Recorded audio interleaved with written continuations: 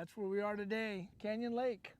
Hopefully we can catch a giant, but maybe you never know. Right with me right here, I got Matt Shura, one of my good friends and fellow bass person from Bass Pro Shops. We've both been in the Bass Pro Shop for 8 years now.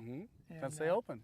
So Matt's been up here spooning and catching some fish, and we picked the worst day possible, didn't we? The front's coming in, Yeah. we got Florida largemouth, and it's gonna be tough. So we're gonna put you through the test and both of us and see what happens today. Yeah, hopefully we can catch some fish. I've been catching them pretty consistently, catching some real nice ones here and there, you know, some 5 and 6 pound fish, and had a 7-pounder actually a couple days ago. So hopefully we can get one of those big ones to bite today. Right, but you know what, fishing's fishing, and with the front coming in like this and the weather starting to rain and sprinkle on us, it's cold front's coming in, we're just gonna go fishing and we'll be lucky to catch some. You know, if we can catch a 2 or 3 pounder, we'll be real lucky. But we're just gonna be throwing these little ice jigs like this, wraps, and what do we call these things again? Yeah, it's just a Rapala jigging wrap, really, is what it's called. We call them ice jigs, and it's just kind of a different presentation of a spoon, and it catches fish. Yeah, catches fish. I've been doing well on them. Good. We'll be trying a lot of other stuff too. We'll drop shot, throw some jigs,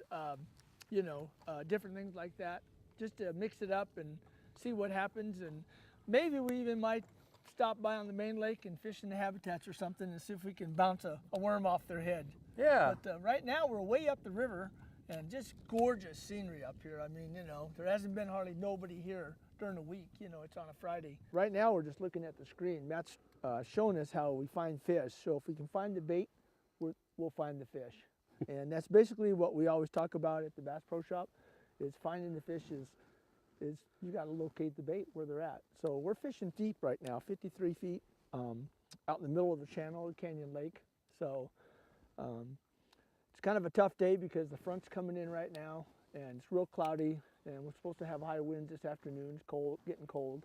But we decided, you know, we're going to come up here and do a show, and hey, rain or shine, huh? Rain or shine, you know, you schedule these ahead of time, you know, and so.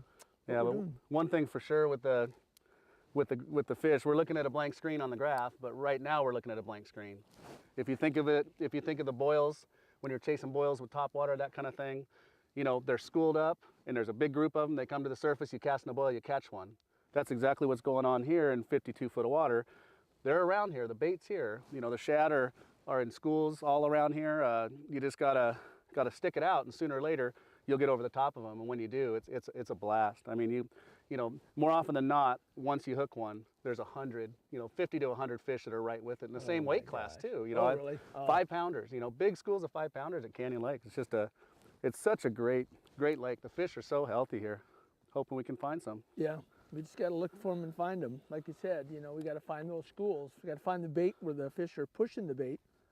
And you're looking at what we're looking at right now, you know, looking at our lines going down. Yeah, basically what I like to do a lot of times, especially when I have a blank screen, you know, if I'm not seeing a lot of fish, is I'll raise my spoon up and I'll just hold my spoon right off the bottom. That's my spoon. You see me raise it up, lower it down. And a lot of times, even though you're not seeing fish, those fish can be so close to the bottom that I'll just pick it up off the bottom, just like this, and I'll hold it.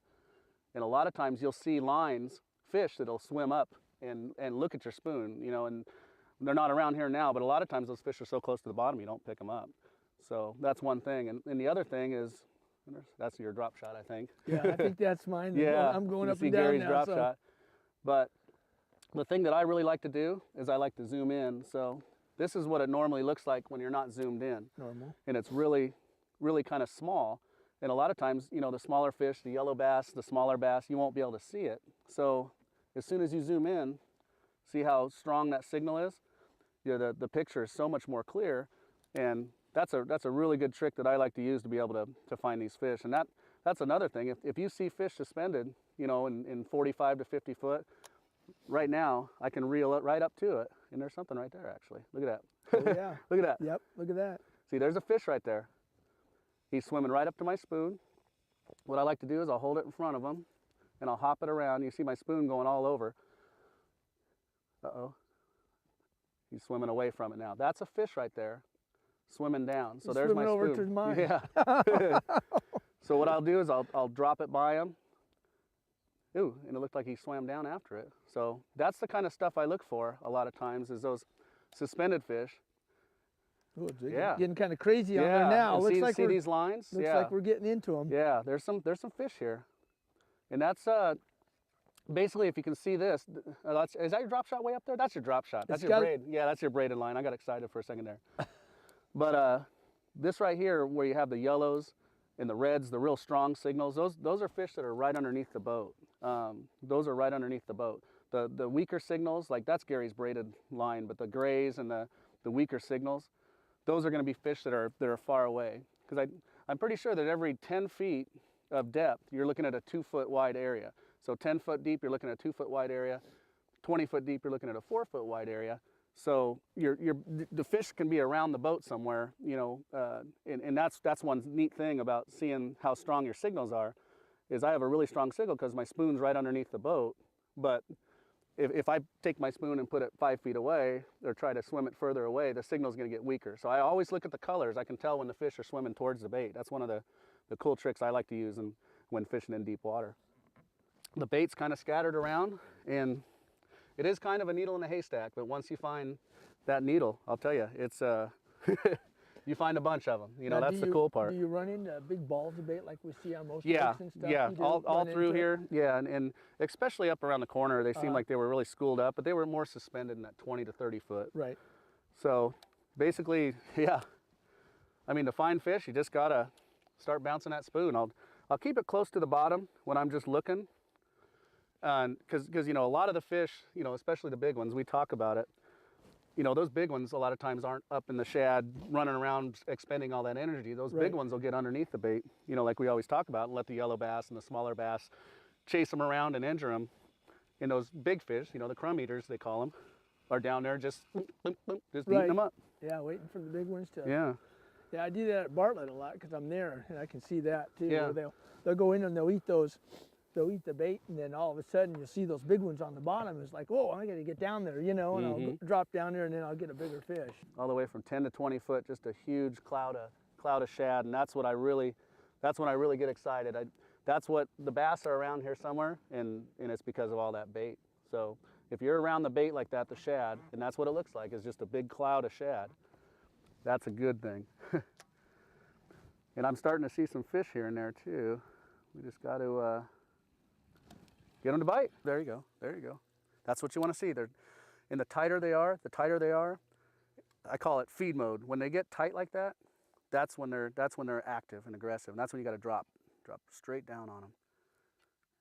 When they're spread out, they're not as active, but a lot of times they'll just get into feed mode. And you can see there's 1, 2, 3 fish swimming down. And there's our spoons going down. Right there close to them. Yeah, so we're around them. They can see it. And see there's something up there in 40. If they want to see it, they can come up to it. See, there's something up there in 40. So So you went up. You're went going up and tried, showing them your bait there. But no luck. So I'll go back down. We're around them. That's what it looks like a lot of times. You just hold it up above the bottom just like that, and I'll just hold it and wait and see if I see something swim up to it. Something might be swim, but yeah, that's pretty neat. You'd be amazed at how many fish are looking at your bait. It's just amazing. It's all day long. There's fish that are looking at it that aren't eating it. And that's what makes it a challenge. See, now it looks like we might be getting into Get back in the shad. shad. Again. Yep. Just kind of hanging around here. Yeah, they're right in this area, aren't they? That's where we need to be. Uh-oh, there's a fish, I think. One. Yep. Oh, okay, why don't you go ahead and pitch in front. See if we can get another. Ooh, that's a good one too, I think. Pitch it right up here where I was at. Because there's, like I told you, when there's one, there's a bunch of them. Let it fall and rip it around a little bit. You weren't to the bottom yet. Oh, he's not that big. He's spitting up shad, little tiny shad. Yeah, they're. But well, it's a fish. It's a start. Boy, they're looking at little. Look at tiny that. See all the shad, shad aren't he's they? Look at spitting up? those. Yeah. Oh my gosh, those are the ones at Bartlett too. Yeah. They're real little. Little tiny shad. There you go. Small fish, not the 5-pounders we're looking for, but it's a start. It's a start. Look how pretty and dark they are in this water. And look at that. I watched him spit up 3 or 4 shad. Oh, there's some more in this. Do you see that? My big thumb in the way. Can you see it? Yeah. See how small the shad are? You see the shad inside there. Yeah. Yeah. Give it up, buddy. I was gonna say, no, can't get him. He won't get it. He's right there. Can you reach it? No, they're shattered only. Like, Yeah, it's oh, tiny, they're but small. Yeah, I saw him when he just spit him up on the way in. there it is. Oh, look at the screen now, Matt. Oh, we're on the ledge. Oh, we're on the ledge? We're on the ledge. Okay. I was going to go, my gosh, the whole screen's full. But there's something up here, though. Look. Yeah. See above the ledge. Well, we're trying. You know, we got them going there, and I had one on for a minute. You know, I didn't get a good hook set in it right now. Now that's how my fish was right there, Matt. Yeah, right off the bottom. Right on the very bottom, and I dropped it right down, hit him on the head, lifted up, and he ate it. Couple down there. There's a couple down there. We keep running into them. We moved back down the channel a little bit. You know, trying some different things, and that's the ticket. You got to just kind of keep moving around to get these fish. You can see those lines on the graph there. Those are actual fish. Very lethargic fish. Yeah, lethargic. They're not swimming around. I really like to see them when they're streaking and the lines are moving. You that had fish some of is that just, going there yeah. for a while, that spaghetti stuff, and they were all in there, and it's like, oh my gosh, it's a perfect thing on the graph to eat. See, we're just sitting right on top of that fish. Yeah, he's just sitting there. Big old catfish. Carp. Yeah, who knows? How often do you catch catfish when you're out here I spooning? do.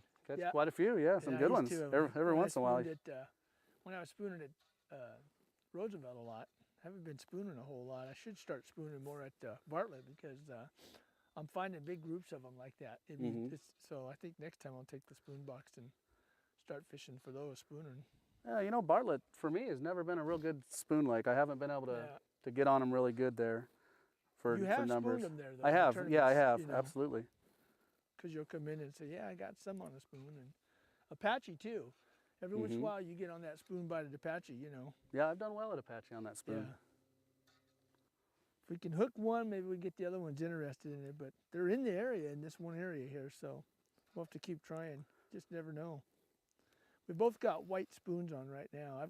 I got a white one on with chartreuse, and Matt says the whites work really good when it's cloudy out like this, so that's what we're trying. Oh, here we go again. Yeah. We're getting back into them again. Here we go. Oh, they darted up after it. There you go. It finally darted up after my spoon. I picked my spoon up. Yeah. See, there's my spoon. Now, when you pick it up, do you just hold it and I'll hold it. they'll eat it? See, like right there, the fish are swimming up to it right now. Okay. So, that's how you kind of get their attention, get them looking around, and that's how I a lot of times get them to bite. But these are very, very tricky right now. Yeah, they're finicky. But there's a lot of fish down there. Yeah, look at that. We're getting some good representation down there, you know. See the bite? I don't know. I thought I might have had something bump it. You may have bumped them, huh? I'll tell you, might be what we have to do today. Snag them into. We may get one, you know, we might catch one by snagging it. But at least it gives you the confidence to see them on the graph. You know, when your graph, when your graph's working, and they're diving down after our spoon. We're in the area, and that gives you the confidence to stick it out. Yeah, it gives you a confidence though to stick around in the area. At least you know you're fishing around fish. Right. You know, that's one of the keys to me. But man, I'll tell you, there's a good group of fish that swam through here. Man, they're still swimming around here. You know, we just gotta find one that'll bite it, and then as we're fighting it, what happens is it triggers all the rest of the fish into eating, because he's swimming with it in his mouth, and they're all getting excited. And he's got a piece of meat in his mouth, you know, a spoon, and we're still seeing fish. Look at this, we're constantly in them. You should reel up to the little. I did. I reeled up to that line up top, but yeah, that's exactly right. I mean, once you hook one and it gets that erratic movement of that fish, you know, once you have it hooked, it imitates like a fish chasing after bait. So at that point, I think it just lights it up, and fish come from all over the place. You know, there's fish just cruising in little groups and yeah. Like I said, they can see it long ways in this water. Oh my gosh, they could be way over by the wall over there and see something, you know, 25, 50 feet away. I just think that fish darting and swimming, once you hook them, turns those fish on. Turns them on, yeah. Turns those fish on. They look to go see what's going on, and they all just come and look. And yeah, how many times have we hooked fish and been reeling them up, and oh my gosh, there's 4 or 5 other ones swimming with it, you know. Exactly, and That's kind of what. Come on. Yeah, look at Come that. on. Got some activity down there for Come sure. on. All right, Matt. I think I got one. Fish on. Not a huge one, but Hey, it's a fish. That's not a bad one. no. There's more down there. All right. That's a little bigger. All right. A little bit, huh? No shad coming out of his mouth, but got him on the white spoon. Deep fish, and we're in 50 foot of water. Yeah. Now, have You know what? Those were the fish you just looked at. I know. That you just looked at those, and I was gonna say. I was further back. I got to get him back in the water because he's gonna, you know. Yeah, I was gonna show you with the needle too. If we get one that's deep, we can. Oh, okay. I don't know Yeah. if you've shared that as a. Yeah, I haven't shared that on the videos yet, Oh, but look at that's a these good fish. idea. Look at these fish starting. Oh There's my more gosh. down there.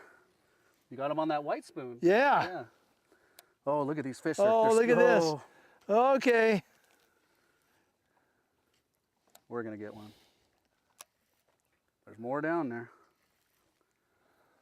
Oh, got him. You got him? All right. There he is. That one's pulling a little bit. Is he pulling? He's popping. Look at that. Oh, look at that. I know. A ton of them down there. Yeah, that's a good one, I think. Now, were you holding it still when you hit it, or you dropping it? and No, pull? ripping it. When they're active like that, that's when I like to rip the spoon. So get it all the way to the bottom and rip it. They're swimming. Look at that. Oh. Oh, This one's. oh, there's a lot. The screen's full of them right now. Now reel up through them. Reel up through them. If you're on the bottom, reel up through them and rip it. Those are. Oh my gosh. That's how you get a double. Look at that. Oh my gosh. Look at this. When they're active like that, I like to rip it through them. So.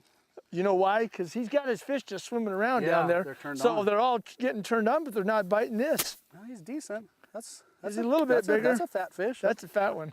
Let's see here. I want to break my line. Yeah. Oh, that's a little bit bigger. Yeah, that's a little bit. Look how fat that thing is. All right. Look at that fat they are. Woo. That's a healthy Canyon Lake fish right there. You Yeah, can see the look at guts that. on him. He's full Oh. of air because we caught him out of 50 foot of water, but just how fat and healthy they are. Great fish. Let's get some more. There's one right there. You got one? All right, I'm ripping. him. I'm ripping. I see him on the Swimming bottom. away. Yep. That might be a good one right there.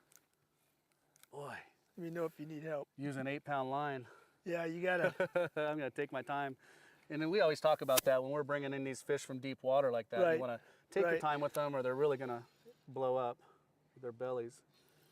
Get that air. Oh, here we go. Oh, I got a couple, 2 or 3 on the bottom right here. Yeah, You'd you- think that since you had one on that I'd. That's usually how it happens. Oh shit, that felt good. I must have hit one. Get the sheriff to. I think this might be a good one. Maybe. Golly, they're pulling. Even the 2-pounders will pull, you know. Oh, yeah. That's what's cool.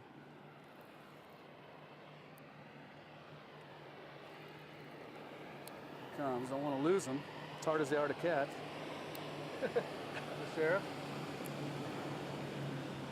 All right, now he's coming. You think he would have stopped to Now look? he's coming. Can you see him? He's not that big. It's a 3-pounder, isn't it? I think so. At least. Yeah, it looks like it. Now you got that back on that spoon like that. You got him on the top hook of that bait. Oh man, There you go. That's a solid 2.5-pound fish right there. Healthy Canyon Lake bass boy, again. that's a beautiful fish. The coloring is, for being deep like that, the color is really nice, isn't it? Yeah, these Usually they're white. fish are just out there suspended chasing the bait around. Yeah, look at that. That's So- pretty. Yeah, I actually caught him. I caught myself too. Actually caught him on the front hook of that. Oh, that did you? bait. Yeah. He was just caught on the White top and hook. silver. Yeah, Maybe this I'll is just put one of the those back on again. silver. I'll let him go. But yeah, we're just throwing this is the Rapala jig and wrap. I know a lot of guys call them the ice jigs, the ice spoons, Right. that kind of thing. And has a really cool action with the fins on it like it has it. Instead of just straight up and down like a regular spoon, Right. it kind of darts around, and I've had some good luck with it. There's hooks all over it. It's kind of hard to tie on because you're always snagging Oh, I one know. of the hooks. But I know. But I really like the action of it. I catch a ton of fish on spoons like that. But This is a tungsten. Yeah. These are one of the little tungstens that people talk about. They're small, but they're half ounce. You know, they're real small. And I've caught them at Pleasant on this a lot. So I'm trying some. We're just trying different spoons right now, different colors, white chartreuse, white and black, you know, pure white. So, you know, we're switching up, trying to get some different action going. Yeah. Let's get back down. Yeah, there's some fish there's a down lot there for more sure. down there.